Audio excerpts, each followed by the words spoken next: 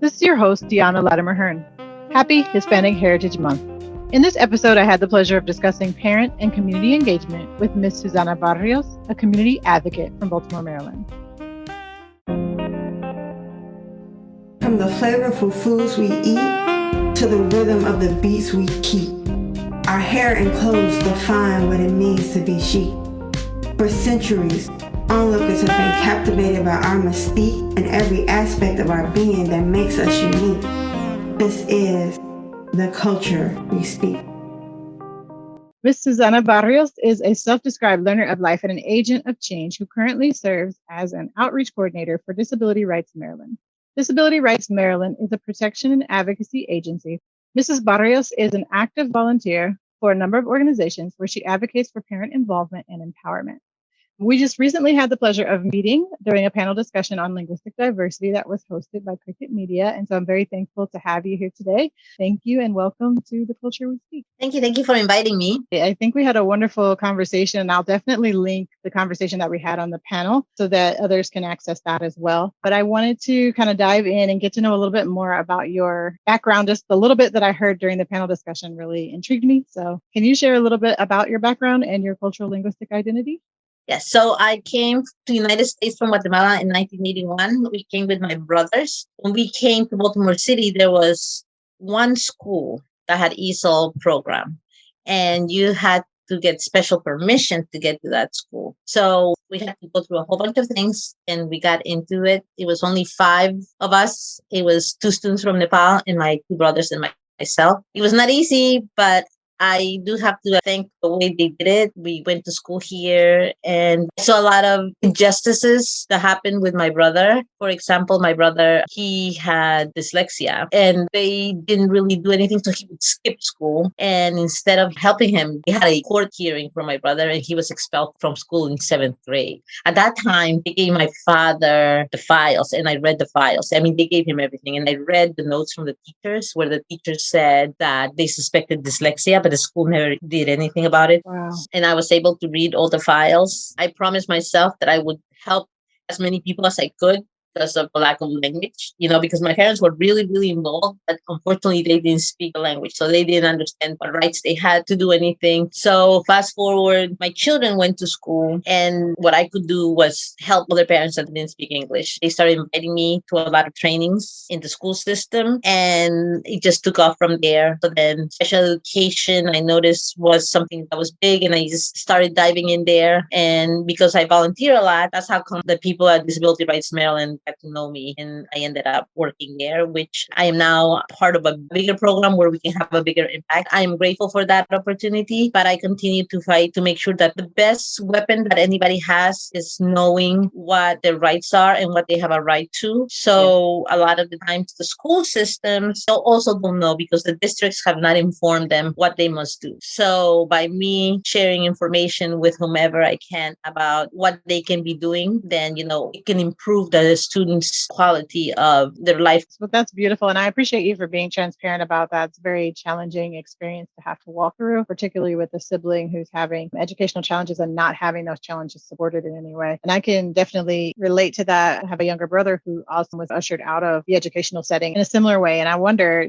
to what degree does that influence the work that I do today? And so maybe in a similar manner to what you're doing, we're both out here advocating and trying to change the way that things work for people who are maybe not quite entering into school and accessing the resources that are there. Again, thank you for sharing that. So you mentioned coming to the U.S. from Guatemala and how challenging that was come into this new situation, the limited resources that were there in terms of ESOL support. And I'm thankful that you were able to get into the program and get to the resources that you needed. But I'm wondering, how did your identity sort of shift as you moved from Guatemala to the U.S. and sort of moved from maybe majority culture into being part of a minoritized group in this country? So again, I think that my experience was so much different than a lot of people that have come recently in the recent years, because when when we came, there was very little in Baltimore City that had, anything that had to do with immigrants in general. It was very little. So we had to assimilate. So, we had to change a lot of our traditions, although we tried to incorporate them. There was really nobody that explained to us what some of the traditions were. So we kind of like made our traditions and meshed them up with American traditions, like Thanksgiving. We don't necessarily cook turkey. We cook food that we would usually cook for celebrating, things like that. People that I see that are coming in the past years, they do more cultural things. Our family didn't really do that as much. We were trying to assimilate. When I came in the 80s, people wouldn't speak Spanish. If they had little children, they would only speak to them in English. They would be like, no, no, no. So then they wouldn't even speak to children in Spanish. Now it's just like, it's a resource to have somebody speaking Spanish. If you work as a nanny, for example, they will be like, don't speak to my child in Spanish. Now they're like, please teach my child Spanish.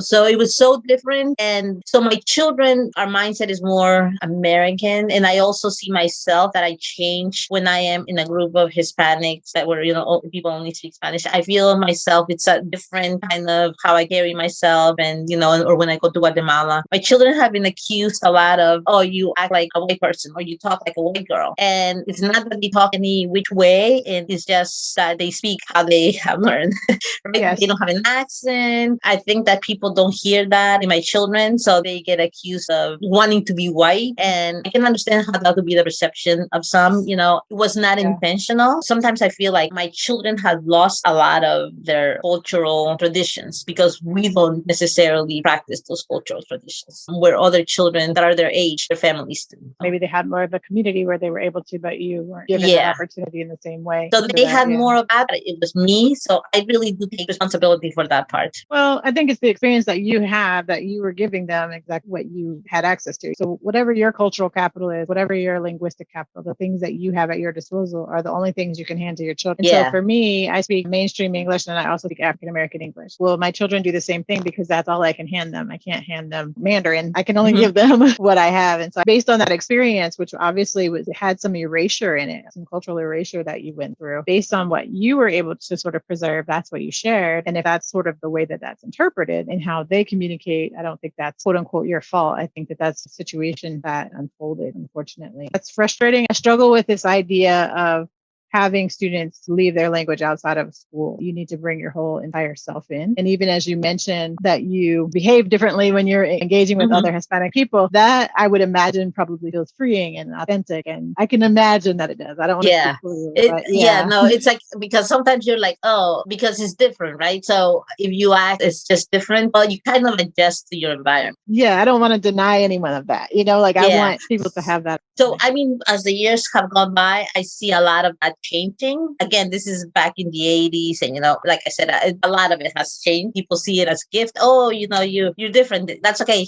You add spice to our group, so times have changed, which is great. So how did you sort of encourage your children to celebrate their identity? I make sure, one, we always go back to Guatemala, and I make sure that they have interactions with their family, with my family, his family, because both their dad and me, we're both from Guatemala. When they were younger, they would be like, oh, you always make us visit family. And, But as they gotten older, they realize what a wonderful gift it is, right? So they will brag and they're like, oh, you don't understand. It's like a small party for us where only families invited is over 200 people. Now they see that, or, oh, we've climbed volcanoes, because when they hear it, somebody talking about, oh, this faraway place, and they're like, oh, I've been there. So I think that at first they didn't quite understand, but as time goes by and they hear how others admire those things, they embrace it more and more. But, like I said, my parents only speak Spanish and they come here often. They have really strong roots in Guatemala. That's how we have encouraged it. And then when they were in elementary school, we lived in a very diverse, and I did that on purpose, in a very diverse neighborhood. And that also, I didn't realize the strong roots that we were able to plant. Because when they went to middle school and high school, my daughter has always had a crayon box of friends, right? But she also understands the cultural differences. So while others judge certain behaviors, she doesn't. She understands, oh, she talks like this because this is normal. She has a way bigger understanding than I could ever have. But I think having lived in a diverse neighborhood, it was definitely the greatest gift I could have ever given my children. Same thing.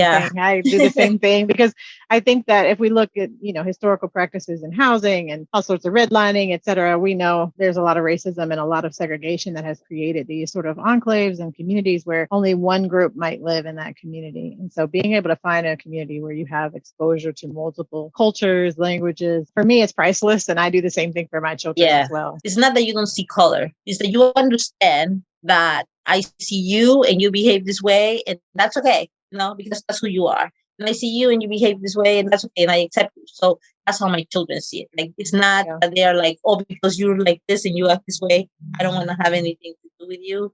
They understand the difference. And again, I learn so much from my children every day. It really, with my youngest one, she's in her sophomore year in college. But last year, it was very helpful. Again, that background knowledge was very helpful going to college because she had not had a sheltered life. She was like, oh, only people like me or only people. So, again, I think that was the greatest gift I could give them. Exposure traveling is definitely like the best teacher, in my opinion. I love traveling. I think it's the best way to learn about yourself and also to learn about the world around you. And definitely to pick up on this, what seems like maybe an outlandish idea here in the US, but the idea that this isn't it. Like, I get frustrated when I hear people who have not left the country to see anything else just sit there and say how wonderful the US is or how wonderful our way of doing things is. I think it's great, but it's just one way. And there are so many other ways of doing things, so many other ways of existing, of being. And if we don't consider that and include that in our journey in life, then we're really failing ourselves. So yeah, I've used that for my children as well. Diverse schools, diverse neighborhoods as much as possible, because I don't want them to have the mindset that they can only be or experience life in one way. I call myself a traveler, not a tourist. We try not to do, but sometimes we do resorts, but we try to do, and I do a lot of like travel in there, right? I like to rent a car. But I think when you do that, and then you go see how people live, then you realize, yes, we have fancy stuff and, we have a very easy life. And of course, there's nothing wrong. I mean, I like to go glamping too, right? But you see how creativity can create things because they don't have the resources that we have. It helps you see that, okay, you don't have it, but that just because you don't have those resources doesn't mean that, you cannot find other resources and make something out of that. And still have strengths to contribute to society at large. Yeah. Yeah. That's beautiful. The next question I have for you is, what barriers have you faced in your personal and professional journey, and how have you overcome those barriers?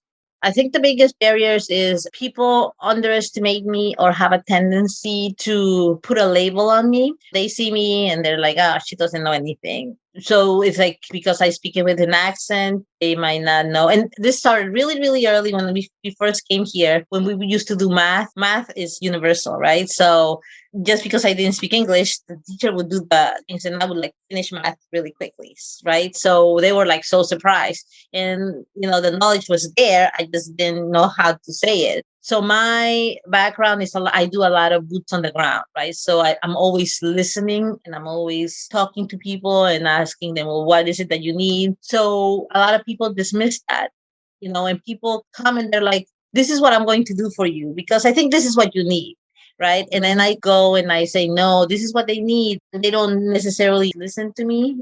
So that's one of the barriers I have encountered a lot. Yeah, I think that's the biggest barrier. I think if I am aware of it, then, I use it to my advantage. A lot of organizations or trainings, they are grant funded, right? So if they're offering free trainings, but one of their requirements is that they serve a diverse population. So for the longest time in Baltimore City, when my children were around, I was like pretty much the only active Hispanic parent.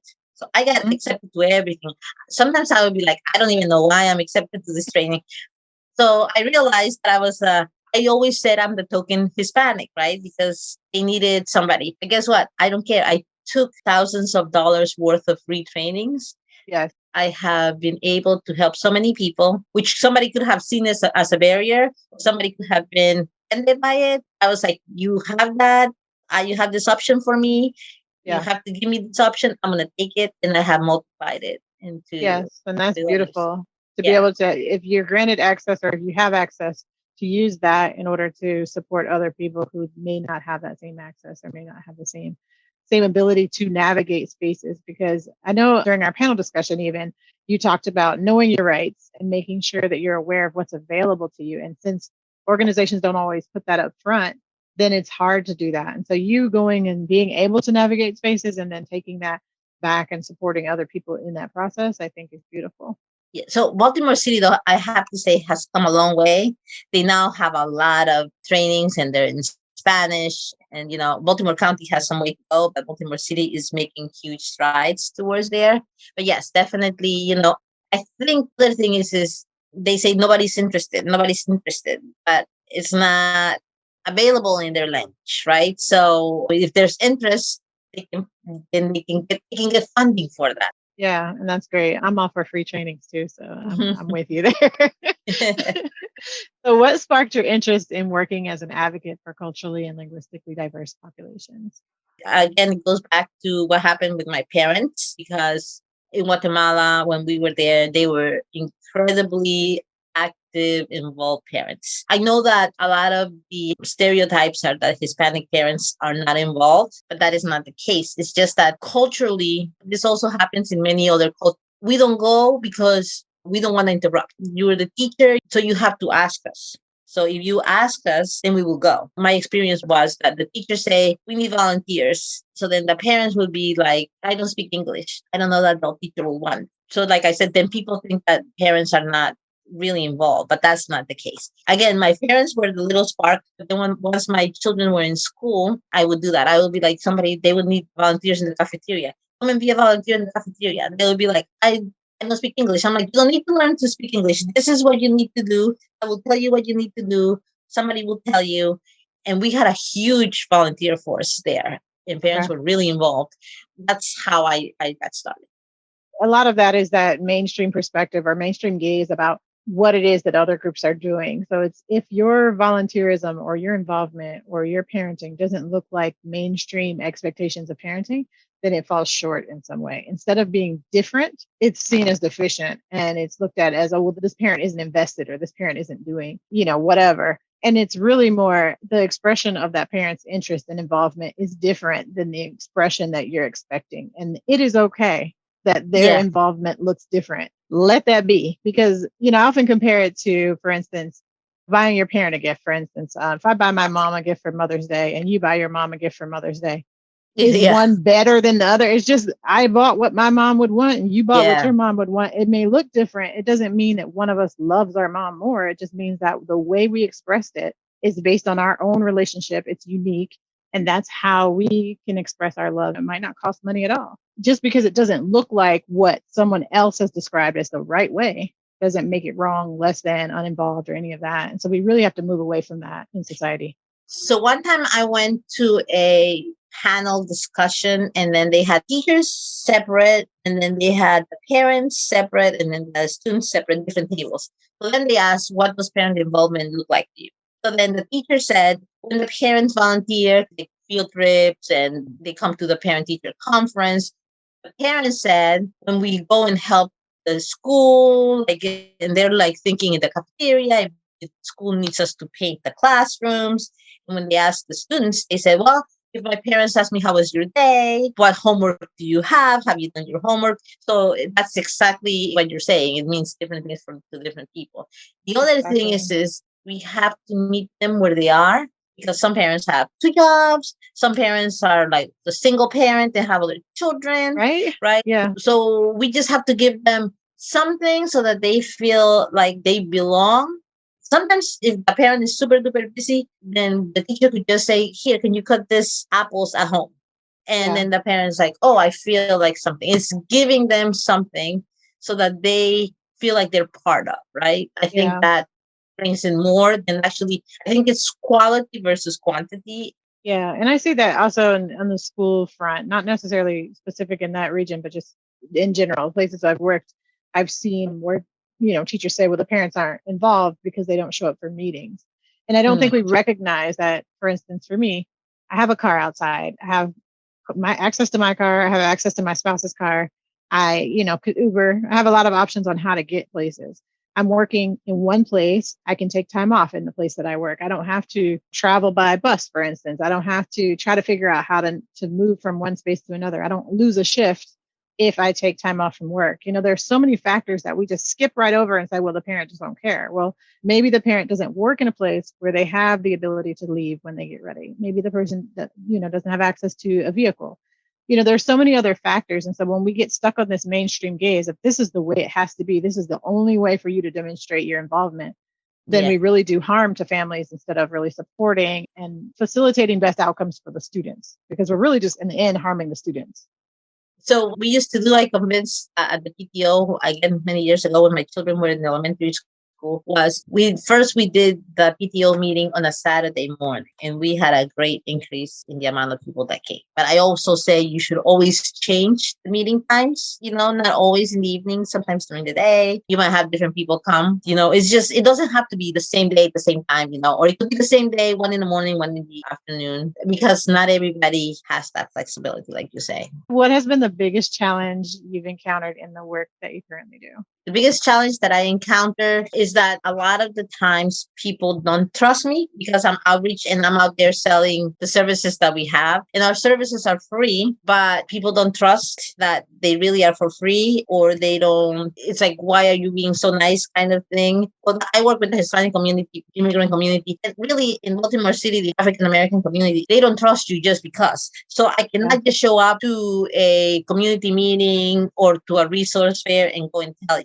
No, I have to keep coming, and I have to show you that I am there to stay, right? And you're invested in that community, yeah. I keep showing up, and I'm like, I'm here. And then if they need you, then, you're answering their questions. And it takes time. The biggest barrier that I've had right now is building trust. So how I have been able to build trust incredibly is through social media. And what I do is I comment and I comment. So people recognize my name and they're like, oh, you're such and such. And we kind of recognize your name from Facebook. That's what I had to do, when nobody could go anywhere, So I think that building trust is the biggest barrier. That translates directly to school as well. I see a lot of people enter the classroom and they're, this is how we're going to do it. This is how, I expect you to perform, without building that rapport first, particularly for your students from other cultures. Then you're really just shooting yourself in the foot at the end of the day, because you're not going to get anywhere with the child. They're not ready to learn until they know that you're actually invested in them, that you're interested in who they are and being a part of their experience. That context is also important when we're working with interpreters and translators too. A lot of times individuals will just translate the words and expect someone to understand as if these words mean the same thing because they're spoken in this other language. But maybe the individual, particularly for immigrant communities, maybe they don't have the knowledge around specific contexts, interactions, systems, institutions, all of that. If they don't have that knowledge to back up the language that's coming forward, then they're not able to access it in the same way just because you change the words to another language. I think in the school system, and I know that this is wishful thinking, but there needs to be a lot of training on working with interpreters. Yes. The person, when you're using an interpreter, you should never be talking to the interpreter. You should never be making eye contact with the interpreter. You need to be saying it to the client. Mm-hmm. Also, forcing children or other individuals who are not trained to do that to interpret is problematic as well. It's also against the law. Exactly. I filed an Office of Civil Rights complaint on behalf of a student. When we filed that, there was no anywhere about what an interpreter's qualifications were or minimum qualifications, right? There was nothing. This was in 2013. There was nothing. So after that, there's a toolkit now that says that the interpreter should be qualified or trained. So at least now there's some kind of guide. I actually left a position not too many years ago because of the lack of professionalism around that in particular. We had a parent in and the family spoke Vietnamese and they refused to bring in an interpreter. And they requested that this mother call her sister and have the phone on speaker and have the sister with a bad connection interpret this meeting. This is against the law. I don't want to be involved in this. I don't want to be a part of this because, you're not taking me down with whatever you think you're doing. Yeah, so that brings me back to what I was saying, that organizations in general, they will say, yes, we provide interpreters, but you have to request it within 5 days. But it doesn't say it anywhere. But then you go to the office and then you say, I need an interpreter. And they're like, no, you were supposed to request it within 5 days. You also don't know where you're supposed to request this interpreter. So it's almost like, not having it. You're setting it up for failure. You're setting people up for failure. And they're also not informing people. That's one of my causes. I go out there and I I inform people about the right to an interpreter, but I print out what the law says and I give it to them. And then I give it to them in Spanish and I give it to them in English. And I said, you can go and take this to the school and you can show them. The thing is I know now what I need to do to file Office of Civil Rights complaint. So in order to do that, though, I have to inform them. So I cannot just go out there and say they didn't do it. Once you have lived it and you know what Yeah, it's I was going to like. say the same thing. I think a lot of English speakers in particular place the onus on the other party. So it's if you aren't giving me the type of English or the language that I'm comfortable with, then I've stopped doing the work if I am a person who's kind of closed-minded about this idea of linguistic diversity. And we have to really consider that communication happens in two directions. It's not just the person who's speaking, it's the person who has to be actively listening also and has to be focused and able to demonstrate that patience and able to work to meet the other person halfway. And I see that in educational spaces. I see that across, organizations, sometimes at levels that you would hope that's not the case, but even people seeking their rights in courts or things like that are faced with those challenges, and we really need to do better. There's a lot of teachers and school staff that truly care, but their hands are tied. And if they get fired, they're going to get blacklisted. And I have known people that have been fired and blacklisted to the point where if they get hired someplace else, they'll call that location and have them dismissed. So I think a lot of people don't realize that teachers are being put against parents and parents are getting put against teachers, so that we lose track of the people that pumped up are the ones that we're so busy. Like, the teacher, their hands are tied, right? Or the service provider. And that's all the parents see. And they don't see the one controlling it. Yeah. The other thing, when there's somebody that doesn't speak English, happens a lot. I hope it doesn't happen everywhere, but it happens a lot in Baltimore City. Liaisons that speak Spanish have a tendency to forget that they are liaison. So they don't always bring the concerns to the principal. They are the ones that decide, oh, no, this and this and this. And then the parents are like fuming. They're like, oh, the school's not listening. But then the principal might not have any idea what's happening because the information was never brought to their attention. I see that a lot. When you speak another language and they have an interpreter, a lot of it can be lost in translation. So what are some changes that you've helped put in place in support of your community?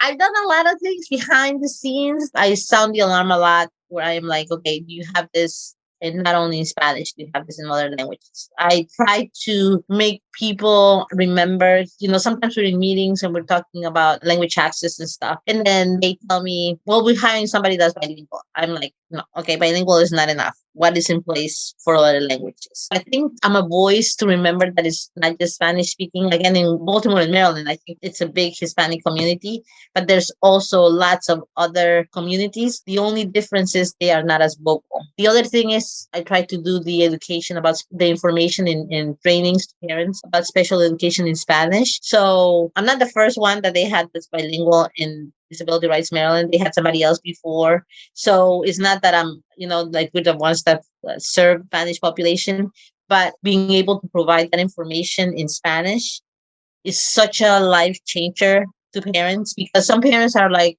I don't know what they have. They have an IEP, but they don't even know. They just go to the meetings. Nobody ever explains them anything. You give them stuff to sign in English. They don't even know what they sign. So sometimes they're like, oh, so just even understanding special education and what the rights are, I think are big. The one thing that I'm really proud of is my Office of Civil Rights complaint that I filed on behalf of the student, because that Office of Civil Rights complaint, we came to a resolution with Baltimore City that they would make sure that they did surveys when people came in to understand if they spoke another language. And then also in the IEPs in Baltimore City, they will give you the draft in Spanish. I mean, it's been like little victories, but, we have that resolution, and it makes a big difference. Yeah. And then if they don't keep up with it, or if I see that they're not really keeping up with it, I can file another complaint. So I'm very proud of it. And that's awesome. I'm thankful that you did that as well, because having access to the information is the bare minimum, right? Yes. Able to get the information in a language you understand is the bare minimum. Yeah. So now they give you your report cards and all the important communications. They give it to you in your language. So again, it's a little tiny drop in the bucket, but it's a huge step for what's needed. So yeah, if we haven't included them at the level of just access to the information, then we've completely excluded. Yeah. How can individuals, communities, and organizations better serve linguistically diverse or culturally diverse populations? Once again, I go back to taking the time to talk to your community and listening to what it is they need. Because I can tell you what works here. Baltimore City is so different from each corner. And even if you go through the southwest, north, and east, they are so different inside their neighborhoods. So I think that before you bring any kind of resource, or if you want to create something, you need to go and listen to what they have to say and what they need. I have never liked to do what I think is good for me, because everybody's so different. My friend says nothing for us without us. Don't plan anything without asking. Yeah. And it disenfranchises them when you tell someone what they need rather than hearing their community. Yeah. Allowing them the autonomy to be able to tell you all of these communities can speak for themselves. All of the individuals in these communities can speak for themselves. And if you're in a space where you're welcoming that information, then you're more impactful in the work that you're doing. And you will get buy-in from them. Then they will want to participate. Yeah. Making sure that everyone is served in the area that they need to be served. So that makes sense. So do you have any advice or final thoughts for the audience regarding education, service delivery, or any of what we've talked about, advocacy for culturally and linguistically diverse populations? Don't dismiss anybody just because they don't speak English, and also don't make assumptions. Don't assume that somebody is not capable of learning just because either not one, if they have a disability, or if they don't speak English. But then there's the opposite of that, where a lot of students are still qualifying in ESOL, right? Like after they're in 7th grade, they have been getting ESOL services since kindergarten. And they're like, oh, it's because they don't speak English. It's because they don't speak English. Yeah. But I think that we also have to remember, okay, wait a minute. He's not passing that test. Why? Is it because he doesn't speak English, or he has a learning disability? So we should not paint everybody with the same brush and assume that. And I think we need to have some safety nets in place, because otherwise we're missing wonderful opportunities. Some children, even if they have a disability, if they just get a little bit extra support, they will get there. But if we just assume that, oh, it's because they don't speak English, then they will be too far behind later on to be able to benefit from any kind of help.